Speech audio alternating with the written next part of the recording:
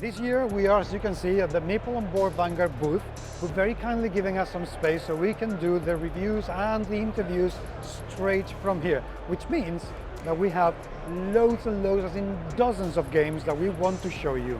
Welcome to So Play We All at Spiel 2024.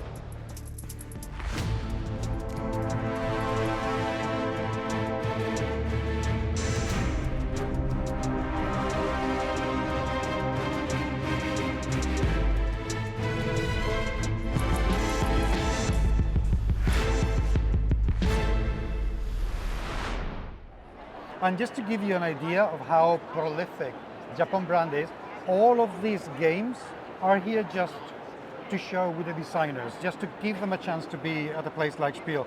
Denton, give me a little bit of an overview. What do we have here on the table? Yeah, there's a lot on the table, obviously. We can start on this side. Okay. This game is called My Town.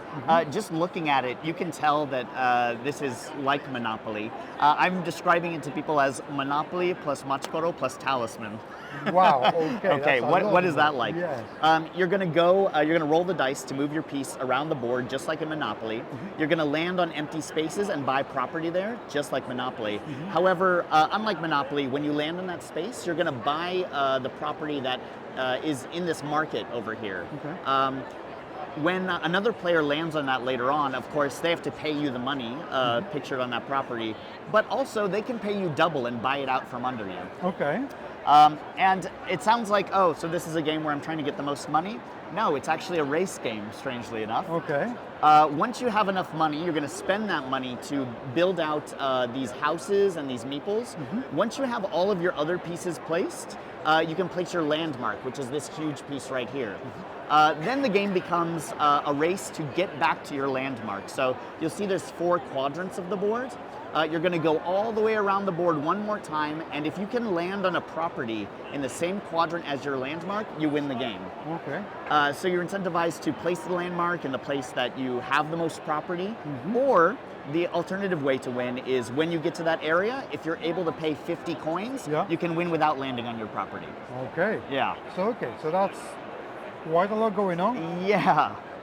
But it sounds a lot more interesting than Monopoly. Yes, and also about an hour as opposed to... It doesn't last forever. No, like Monopoly. not at all, not at all. Okay, more games. Okay, what else do we have? We have Amazing Robot here. Now this is especially a very Japanese design in my opinion. Okay. It's a team-based dexterity game where one player is the crane in a crane game. The other player is controlling them as if they were playing a crane game. So. To illustrate, this is what the joystick looks like. If I was the crane player, I would have this in my hands. I would close my eyes and I would put my arm out like this. Yeah. Now you can see what's going on there. We're the red team, let's say. Yeah. We want to drop these red gems in the red dishes. So you would guide me, for example. So. Yeah, and you're going to tap on the top when you want me to go down and pick something up. All right, I failed. Okay. So I've got a gem now. No, okay. Did it land? Okay, but you can see that these gems are sort of a funny shape. They're often going to bounce out, and it's a race to see which team can get all of their cups with one gem in it. When you do that, you say, amazing, and then the game ends.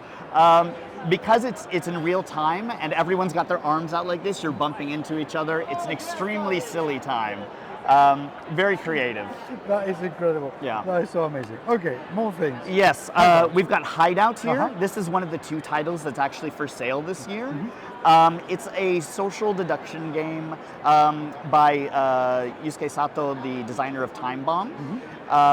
And the way it works is you're either on the SWAT team or the terrorist team, and you have a hideout card in front of you that looks like this, face down. As the game goes on, you're going to be playing your color cards in front of other players' hideouts or your own. And once there are 4 cards in front of a hideout, for example, like this, then you will storm that hideout.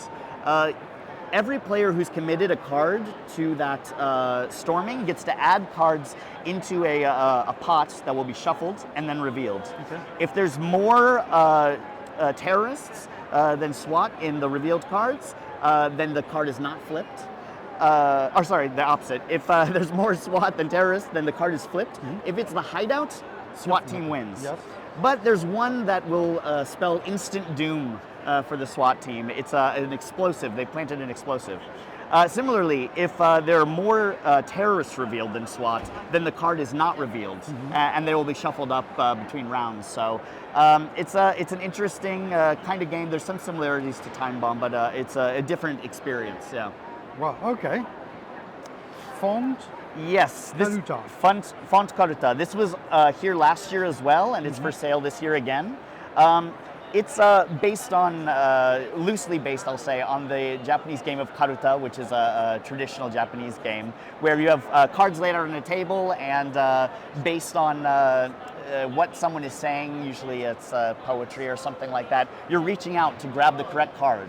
So what you're doing in this game is you're reaching out to grab the correct font. There's a player who is reading some details about the font. It's on the back of this card here, and trying to get you to guess which of these cards is the font that they're talking about. I'm looking for ITC American typewriter. It's a recreation of the typewriter alphabet. Typeface has a retro feel.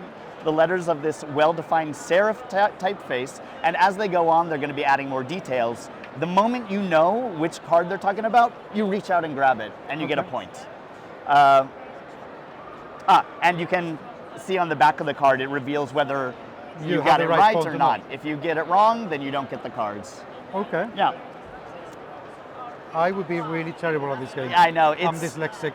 Highly recommended for typography nerds. I'm dyslexic, and that would look very similar. I love it when the fonts look really similar, right? Yeah, to me, they're the same.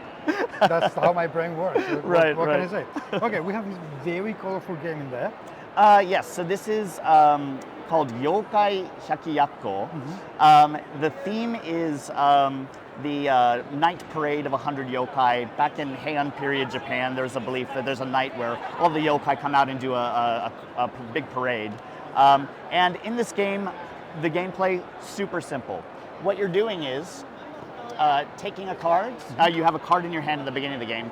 You'll draw a card in your turn, choose one of those two cards to play, and use the ability that's on the card.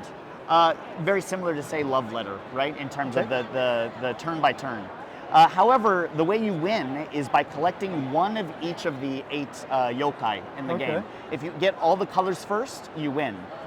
But if the deck runs out before any player does that, then it becomes a matter of majorities. So whoever played the most of a specific yokai in front of them, they'll be able to gain points for that, and you'll calculate the points for each player instead of having an instant win condition.